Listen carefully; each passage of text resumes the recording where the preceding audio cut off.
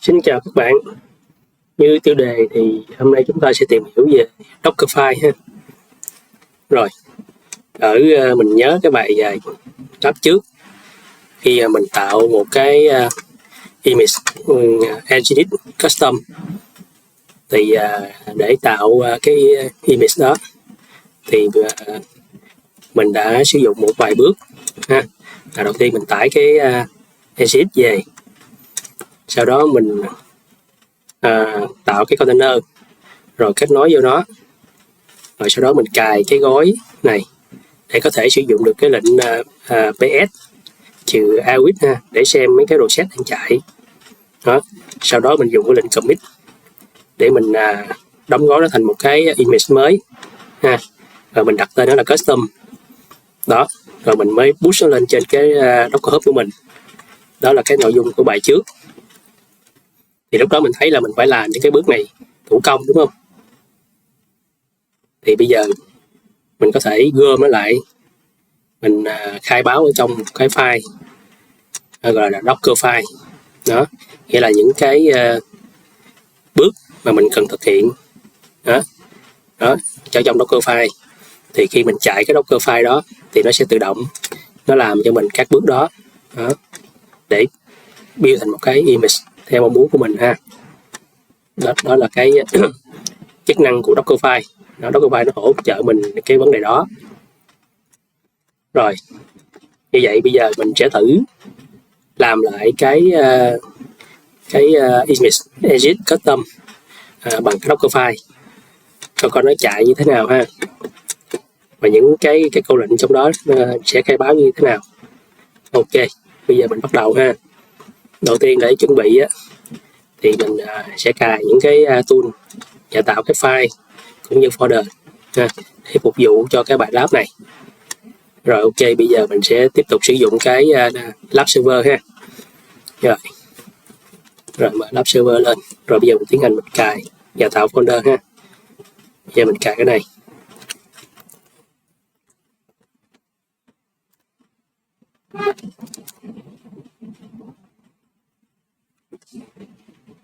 Rồi mình tạo folder và di chuyển vào đó và tạo một cái file demo ở trong cái folder Docker ha. Rồi Docker demo, ok.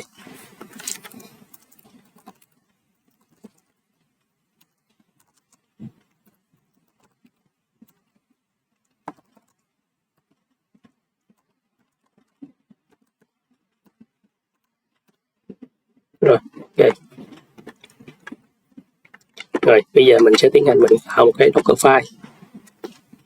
Rồi như thế này, mình copy nguyên cái này luôn, rồi dán vô.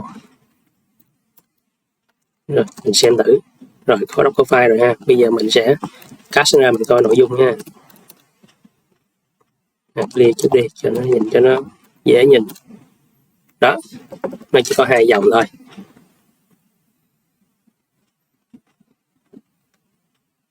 Hai dòng thôi. Đầu tiên là mình sẽ sử dụng cái base image là Nginx. Sau đó mình dùng cái lệnh run để chạy cái câu lệnh apt này ha, update và install cái tool này, là mình có thể sử dụng được cái câu lệnh ps ha. Đó. Rồi sau khi mình có cái Dockerfile rồi thì mình sẽ chạy câu lệnh docker build ha. Bài trước thì mình phải dùng docker commit, đúng không? Thì bài này là mình dùng docker build để mình build cái ra cái image và mình đặt tên là custom bản version 2.0. Rồi ở đây mình chú ý ha, chữ T có nghĩa là cái tag name, mình đặt tên cho cái image của mình là như vậy. Còn dấu chấm này thì sẽ hiểu là cái thư mục hiện tại ha, nghĩa là nó sẽ kiểm tra cái thư mục hiện tại coi có cái tên Dockerfile không. Nếu mà có thì nó sẽ sử dụng cái tên default đó để nó build ha. Đó. Còn ví dụ mà mình không đặt tên là Dockerfile mà mình đặt tên là ABC gì đó thì mình sẽ dùng câu lệnh này ha, mình thêm cái chữ F ở đây và cái tên của cái Dockerfile mới là ABC. Đó, cũng vậy thôi ha, chỉ thêm cái này thôi, nó thêm cái tham số này đó. Nếu mình đặt tên cái Dockerfile là ABC. Rồi đầu tiên mình kiểm tra cái image và cái container trên máy có không, thì mình xóa bớt cho nó chống cái máy ha, cho dễ nhìn để coi Docker image có cái gì ha. Rồi ở đây mình đã xóa sẵn rồi, không còn cái những image nào hết, chỉ có image nó liên quan tới GitLab thôi, mình giữ lại. Rồi thử Docker bs chữ A. Rồi hiện tại cũng không có cái container nào hết, coi như hiện tại là mình đang trống ha, môi trường mình đang trống nè. Rồi ok, do mình vẫn giữ cái tên default là Docker file nên mình sẽ sử dụng câu lệnh này đó, để mình tạo ra một cái image mới có tên là Exit Custom ha, phiên bản 2.0. Giờ mình nhớ dấu chấm nha, đừng có quên nha, nhiều khi bỏ sót.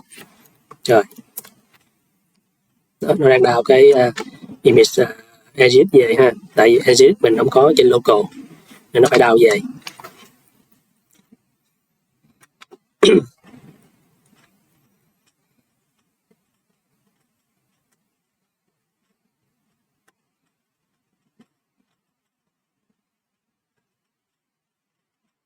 Rồi ok, rồi mình kiểm tra coi có cái image mới theo ý mình chưa. Đó mình thấy ha, nó sẽ tạo ra. Ok ha. Rồi tiếp theo đó, mình đã thấy. Rồi bây giờ mình sẽ tạo cái container đặt tên là test đó, dựa trên cái image này, và mình sẽ remote nó vô đó luôn ha, với cái shell bash ha. Rồi để mình chạy thử cái câu lệnh bs coi, với lại mình binh thử coi được không ha. Rồi ok, rồi chạy lệnh này ha.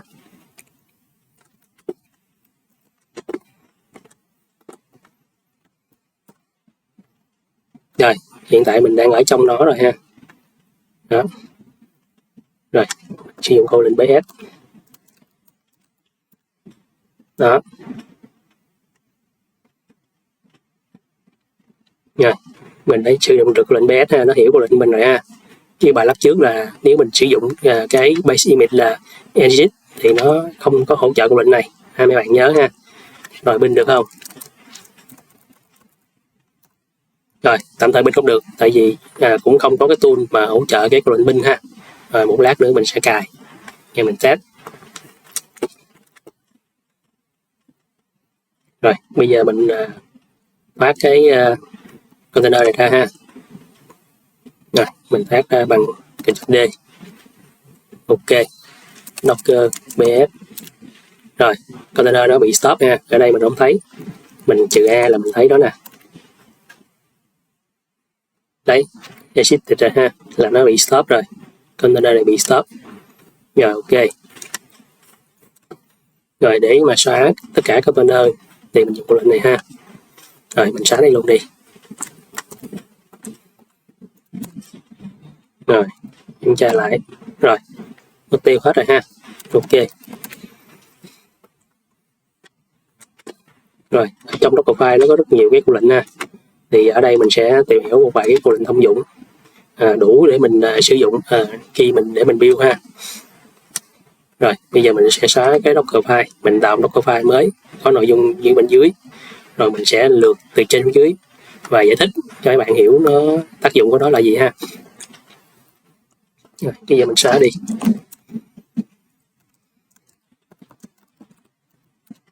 Rồi hộp.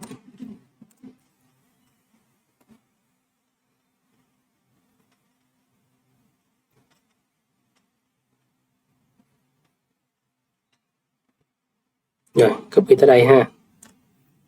Copy. Rồi dán vô.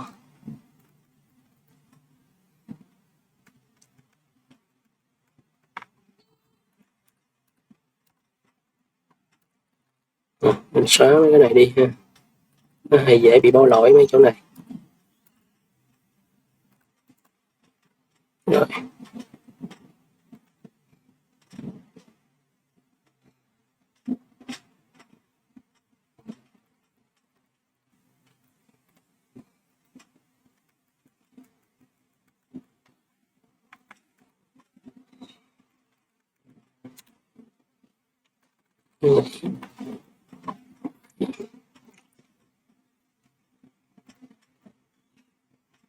lưu lại.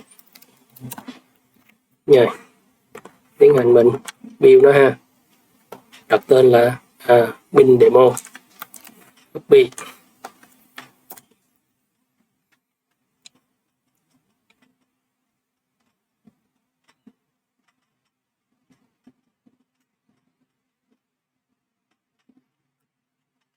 Rồi Docker image.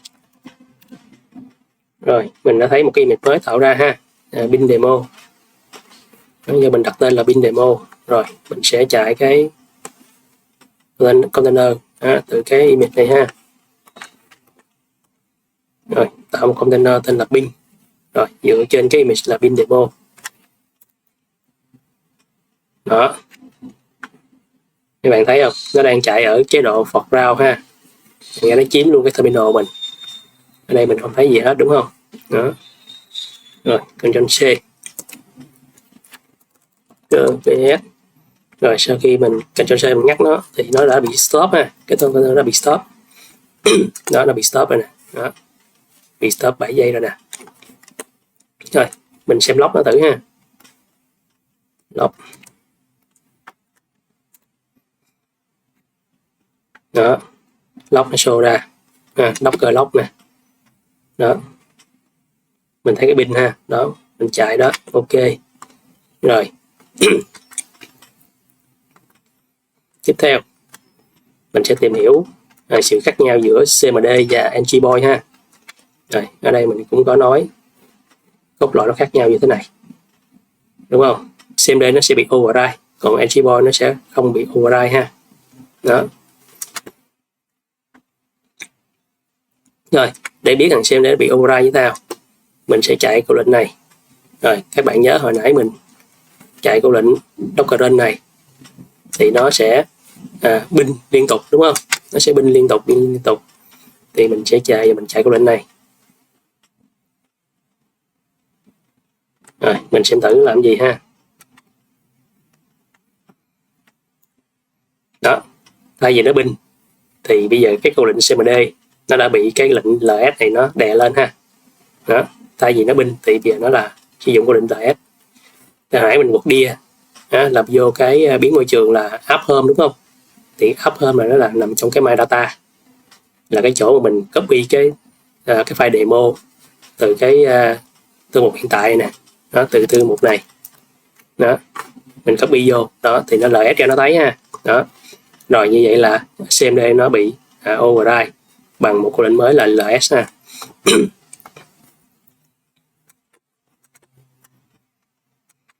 Rồi bây giờ mình sửa cái câu lệnh cmd bằng Ansible trong Dockerfile và test xem nó có bị override không ha. Rồi bây giờ mình đổi thử ha. Rồi vì Dockerfile.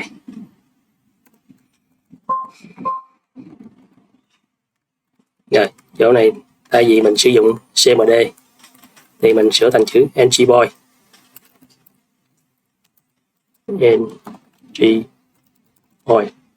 Rồi lưu lại ha.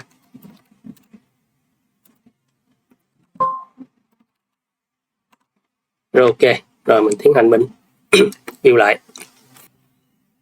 Mình đặt tên là version 2 ha, demo version 2.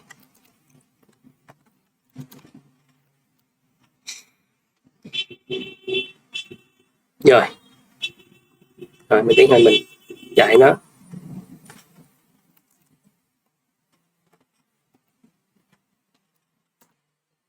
Rồi mình thấy nó báo lỗi ha. Bây giờ mình xem cái container coi nó thể hiện cái trạng thái gì. Rồi ở đây mình thấy ha, đây nó sử dụng bin 8888 là trong cái Ansible, trong cái Dockerfile của mình. Đó, rồi xong nó ghép thêm cái chữ ls phía sau ha, vô, thấy không? Thì cái câu lệnh này nó thành không có nghĩa ha, nó không chạy được. Thì ở đây mình thấy là cái ls này nó biến thành cái tham số của cái câu lệnh này đúng không? Bây giờ mình thử mình sửa lại chút xíu nha, cái Dockerfile. Rồi bằng cách mình bỏ cái 888 này đi.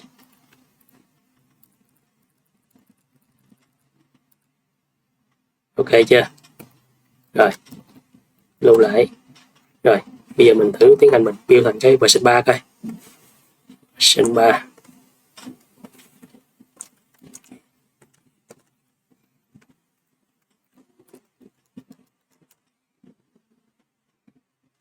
Rồi, bây giờ mình tiến hành mình bên lại nó ha, nhưng mà mình thêm cái đuôi là 888 vô. Rồi, version 3 888. Đó, các bạn thấy không? Nó đã nối vô, đúng không? Cái địa chỉ 888 nó trở thành cái parameter của lệnh bin, đúng không? Ok, tab ra. Đó, thấy không? Bin 888. Rồi, ok ha. Rồi, tiếp theo mình thử trong Dockerfile mình tồn tại cả hai cái câu lệnh vừa cmd vừa ngboy. Thì lúc này mình sẽ thấy cái thằng cmd nó sẽ trở thành cái tham số của ngboy ha. Rồi, bây giờ mình thử ha. Rồi, mình sửa cái Dockerfile lại.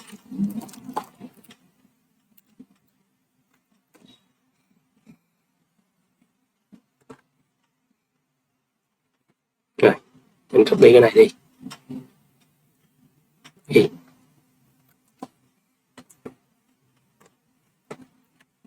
Rồi, mình xóa dòng này đi.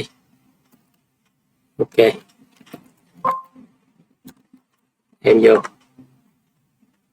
Rồi, như vậy mình sẽ thấy nó sẽ chạy của lệnh này. Của lệnh get shell ha, của lệnh shell form á. Nó vừa echo hello và nó hiện cái ngày ra ha. Rồi, lưu lại. Nè, nãy V3 rồi, cái chỗ này mình cho V4 nha. Trở lại V4 nha. 4. Rồi, mình chạy nó. V4. 4. Build xong chưa?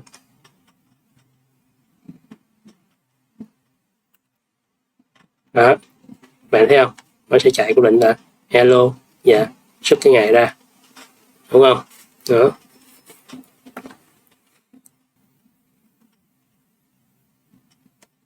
Rồi, tiếp theo mình sẽ giải thích cho cái phần health check ha, rồi mình test thử coi nó hoạt động sao. Rồi, như nãy mình có nói là định kỳ nó sẽ chạy cái lệnh cơ này ha, nó kiểm tra cái bọt cho mình. Đó. Thì ở đây do cái engine mình nó đang chạy cái bọt 80. Đó, thì ở đây mình không cần khai báo cái bọt ha, định nghĩa mặc định nó là 80.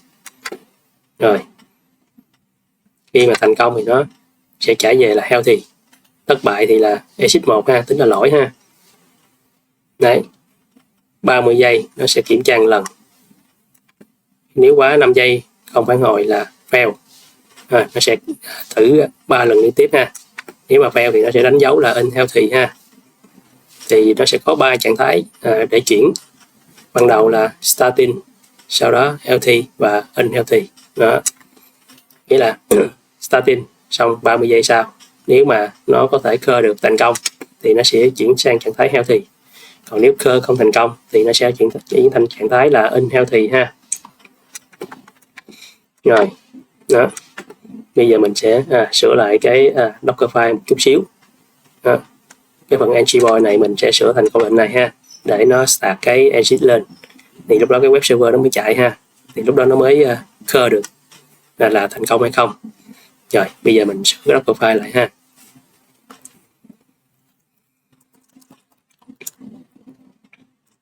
Rồi, mình tiến hành mình xóa hai cái dòng này đi. Rồi, mình thêm cái dòng cái này vô.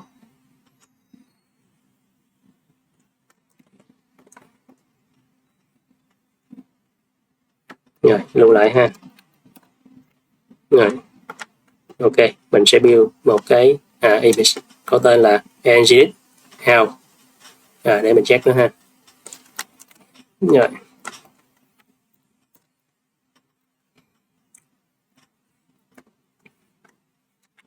rồi mình sẽ tạo container và chạy nó ha.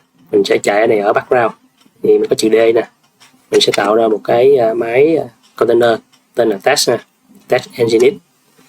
Rồi sau đó mình sẽ chạy Docker PS. Lúc này mình sẽ thấy nó là trạng thái starting ha, phải 30 giây sau thì nó mới chuyển thành healthy. Rồi mình cứ coi đúng không vậy không nha. Ok, bây giờ mình sẽ tải nó. Rồi Docker PS. Rồi các bạn thấy đây đó, trạng thái đầu tiên starting. Bây giờ mình phải đợi 30 giây để nó check lần nữa, rồi nó mới chuyển trạng thái thành healthy ha. Rồi, bây giờ mình đợi một chút. Trong khi đợi mình coi tiếp. Bước tiếp theo là mình sẽ remote cho nó, rồi mình tắt cái dịch vụ Nginx coi, rồi mình để ngó coi là nó có chuyển sang cái trạng thái unhealthy hay không ha. Rồi ok, kiểm tra cả 30 giây chưa. Vẫn chưa ha, đợi chút xíu nữa.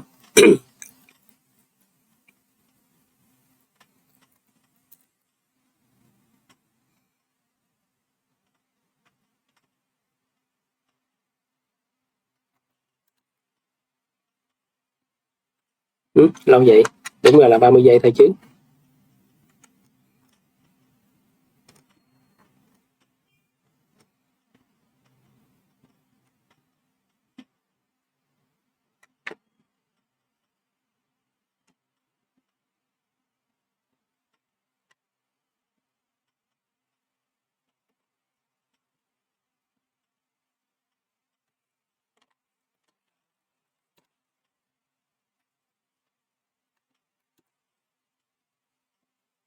Rồi có lỗi gì rồi, nó báo unhealthy rồi, nghĩa là nãy giờ nó lâu là nghĩa là nó bị quá mấy lần. Để mình cài là 3 lần liên tiếp nó không có healthy được thì đó là unhealthy ha. Như vậy là đang có cái lỗi gì đó xảy ra ở trong cái Docker file của mình, nó không đúng chỗ nào đó.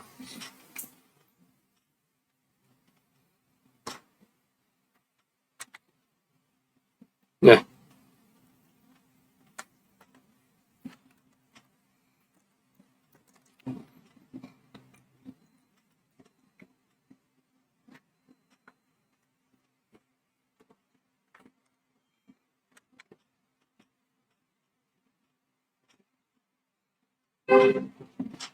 Rồi.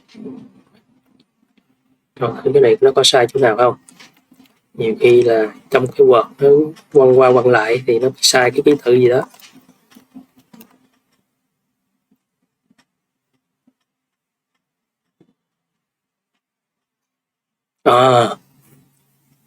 Sai. Oops, rồi sửa lại, tại sao kỳ vậy? Gamma off, copy dán vô, sai ở đâu?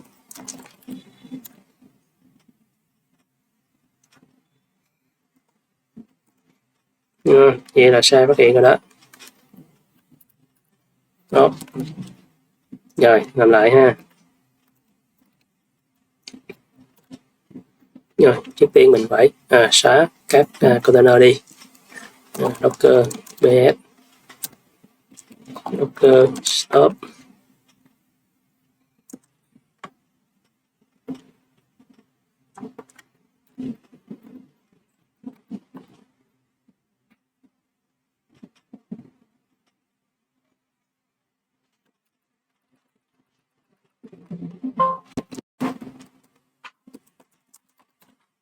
Rồi nó stop rồi ha. Docker image.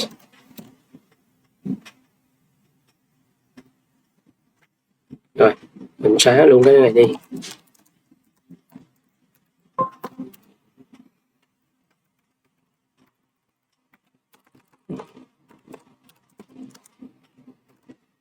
Xóa đi.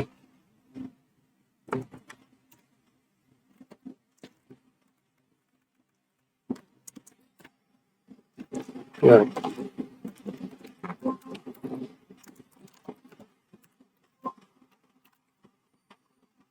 Rồi mất rồi ha. Rồi bây giờ mình chạy lại.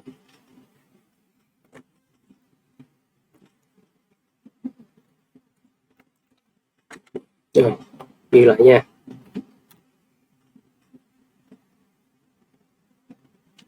mình xóa luôn mấy cái container and stop đi. Yes.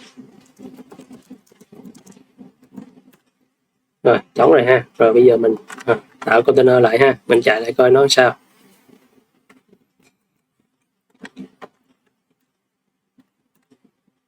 Rồi Docker ps. Rồi đang trạng thái là starting ha, mình đợi 30 giây rồi coi nó có chuyển sang healthy hay không ha. Nhiều khi copy dán qua mà nó lại lỗi cái phông chữ. Trong đây thì thấy đúng mà copy qua thì thấy sai. Không biết là phải do mình để cái user key lên hay không. Mình tạm thời mình tắt cái này đi cho chắc cú. Rồi 30 giây chưa ta? Rồi hơn 35 giây đó. Rồi chuyển qua healthy ha. Rồi đúng ý định của mình đề ra ban đầu đúng không? Bây giờ tiếp theo mình sẽ report nó vô, mình tắt nó cái exit đi, rồi mình kiểm tra xem cái trạng thái nó có chuyển sang unhealthy hay không ha. Rồi mình report vào nó.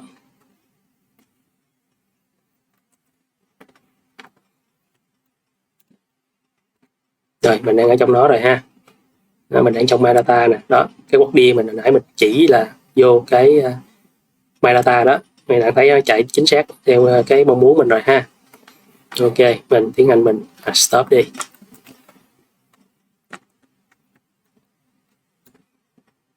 Rồi, bây giờ mình sẽ thoát tạm thời cái máy này ra ha. B cho đến Q. Docker BS. Rồi, cái máy container mình vẫn đang chạy ha. Bây giờ mình sẽ đợi chút xíu. Nghĩa là bao nhiêu lần? Hồi nãy mình set đó là fail 3 lần. Nghĩa là phải 90 giây gì đó nó mới chuyển sang unhealthy ha. Còn hiện tại thì nó chưa chuyển. Rồi. Đó, vẫn healthy ha. Giờ mình phải đợi chút xíu. Rồi, trong khi đợi thì ở đây là câu lệnh mình xem log ha. Đó, hồi nãy mình sử dụng mình cài cái JQ á ở cái bước đầu tiên á là để sử dụng được cái câu lệnh này ha. Đó, nó bắt buộc mình phải có cái tool này thì mới chạy được câu lệnh này. Đó. Rồi. Được chưa ta? Vẫn chưa ha. Rồi 90 giây. Hơn 90 giây.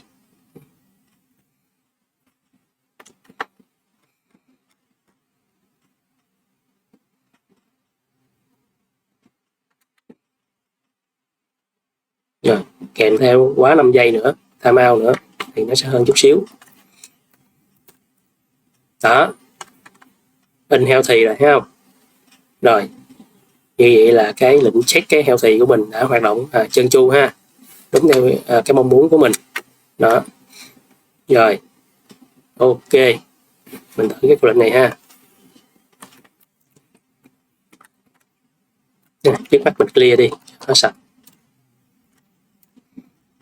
Đó. Xem log đó. Status unhealthy nè. Rồi log đây. Đó.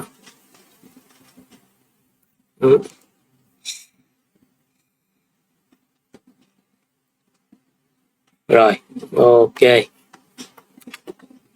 Rồi ngoài ra cái Docker file nó quan trọng một chút nữa là nó có thể làm cái bước build trung gian.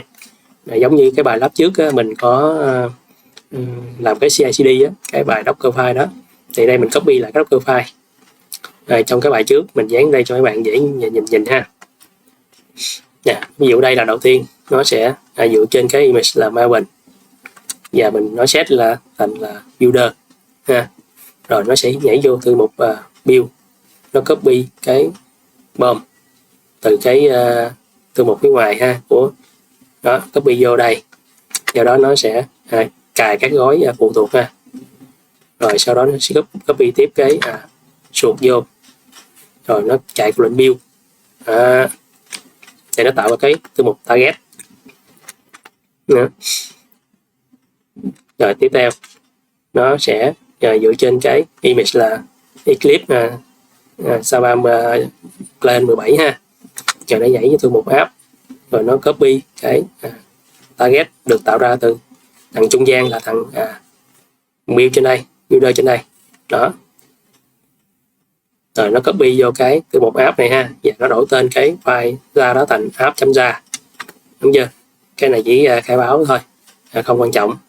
Rồi sau khi mà cái container này nó được chạy thì nó sẽ chạy câu lệnh Java ha, trừ ra rồi gọi tới cái file này, đúng không? Tại sao nó phải qua cái bước trung gian như thế này? Rồi các bạn tưởng tượng là khi mà cái bài backend mình làm là mình phải cài Java, rồi build nó, cài Maven để build nó, thì cái bước đó chỉ là cái bước đệm để mình tạo được cái thư mục target để có cái file size trong đó thôi. Sau khi mà cái file size nó tạo ra rồi thì thực tế mình không còn nhu cầu mình sử dụng cái Maven đó ha, và không còn sử dụng các cái file còn lại ở nằm chơi, như mình không cần cái file này nữa, mình không cần cái file nữa. Thì đúng ra để cho nhẹ thì sau khi có cái target rồi, có cái file ra rồi, mình sẽ tiến hành mình xóa cái bomb đi, xóa cái sụp đi, rồi có thể mình sẽ uninstall cái gói Java và cái gói Maven, và mình chỉ install cái gói client nhỏ nhỏ bé bé thôi, đủ để nó chạy cái file ra thôi. Thì lúc đó cái image mình nó mới là nhẹ, nó không còn nặng nữa, đúng không? Thì đó, thay vì mình phải manual mình xóa tay, mình làm mọi thứ để nhẹ cái image, thì đây mình sẽ sử dụng cái máy này làm trung gian đó. Sau khi có được cái file ra rồi, mình copy qua cái máy bên đây, cái máy bên đây thì nó dựa vô cái image này, thì nó chỉ là cái client thôi, nó rất là nhẹ, nó đủ để nó chạy được cái file ra thôi. Thì cái image cuối cùng mình build ra, cái dung lượng nó rất là bé đó là cái ý nghĩa của cái việc mình build trung gian. Cái này mà mình sẽ rất hay sử dụng trong CI/CD đó. Cái này mới là cái quan trọng và hay nhất của Dockerfile ha. Rồi, ok, hy vọng sau bài lab này các bạn sẽ hiểu Dockerfile để làm gì. Rồi cái bài tiếp theo mình sẽ tìm hiểu về Docker Compose. Rồi hẹn các bạn ở bài lab sau ha. Rồi bye bye.